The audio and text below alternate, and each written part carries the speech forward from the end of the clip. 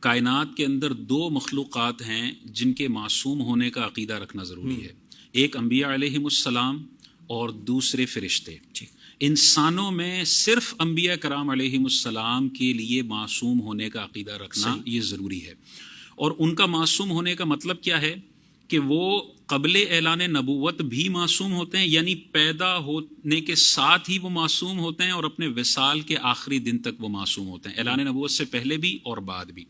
اور کبیرہ گناہ سے بھی معصوم ہوتے ہیں، اور حق یہ ہے کہ صغیرہ گناہ بھی جان بوجھ کے ان سے ہو ہی نہیں سکتا۔ یہ نبوت کے منصب کے ہی خلاف ہے۔ معاذ اللہ اگر کوئی کسی نبی کے معصوم نہ ہونے کا قائل ہے تو پھر تو پوری نبوت ہی اسٹیک پر لگ جاتی ہے کہ اگر وہ گناہ کرتے ہیں تو پھر تو احکام پہنچانے میں بھی کوئی گناہ ہو گیا ہوگا، معاذ اللہ ثم معاذ اللہ۔ اللہ نے 1000 احکام دیے ہوں گے، ہو سکتا ہے 10 رہ گئے ہوں، 10 چھپا لیے ہوں، تو یہ تو بہت بڑی خرابی کا ایک دروازہ کھلتا ہے۔ اور دیکھیں گناہ کون کرتا ہے؟ جس کے دل میں شیطان القا کرے اور اسے گناہ کی طرف لے کر جائے۔ اللہ تعالیٰ نے قرآن مجید میں شیطان کے حوالے سے فرما دیا، شیطان کہتا ہے میں تیرے بندوں کو گمراہ کروں گا سوائے ان لوگوں کے جو تیرے چنے ہوئے بندے ہیں۔ اور انبیاء تو چنے ہوئے اربوں خربوں بندوں میں سے سب سے زیادہ فضیلت رکھنے والے ہیں، ان کے دلوں پر شیطان کا کوئی زور ہے ہی نہیں۔ تو جب شیطان ان سے ہزاروں میل دور ہے تو گناہ کا صدور ان سے بالکل بھی نہیں ہو سکتا۔ تو انبیاء جو ہے وہ معصوم ہیں۔ اب حضرت آدم علیہ السلام کے حوالے سے بعض لوگ جسارت کرتے ہیں، قرآن کی آیت پڑھتے ہیں، ترجمہ پڑھتے ہیں، یہ بھی بغیر استاد کے ترجمہ پڑھنے والوں کا نقصان ہے کہ وہ پھر ڈائریکٹ کہتے ہیں آدم سے گناہ ہو گیا، حالانکہ ہمارے علماء نے فرمایا یہ حرام ہے، اور اگر کوئی آدم کی عصمت کا انکار کرتا ہے اس پہ حکم کفر بھی لگ سکتا ہے۔ تو اب آدم علیہ السلام نے جو شجر ممنوعہ کھایا، اللہ تبارک و تعالیٰ نے خود ارشاد فرمایا فَنَسِيَ وَلَمْ نَجِدْ لَهُ عَزْمًا، آدم سے نسیان ہو گیا تھا، بھول ہو گیا تھا، اور ہم نے آدم کا عزم نہیں پایا۔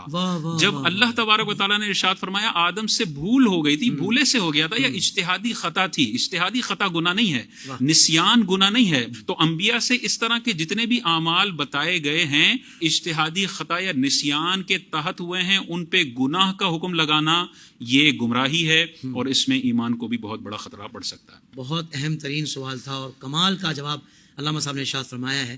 اب اگلا سوال جو آپ کے ذہنوں میں آ رہا ہے نا، میں سمجھ رہا ہوں، تو وہ بھی سوال میں علامہ صاحب سے کیے لیتا ہوں کہ قبلہ ارشاد فرمائے گا کہ انبیاء کے علاوہ اہل بیت اطہار رضوان اللہ تعالی علیہم اجمعین یا صحابہ کرام رضوان اللہ تعالی علیہم اجمعین، ظاہر بات یہ ذوات مقدسہ ہیں، بڑی ہستیاں ہیں، ان کے بارے میں کیا عقیدہ ہونا چاہیے کہ کیا ان کے بارے میں کوئی معصوم کا عقیدہ رکھے کہ یہ بھی معصوم ہے؟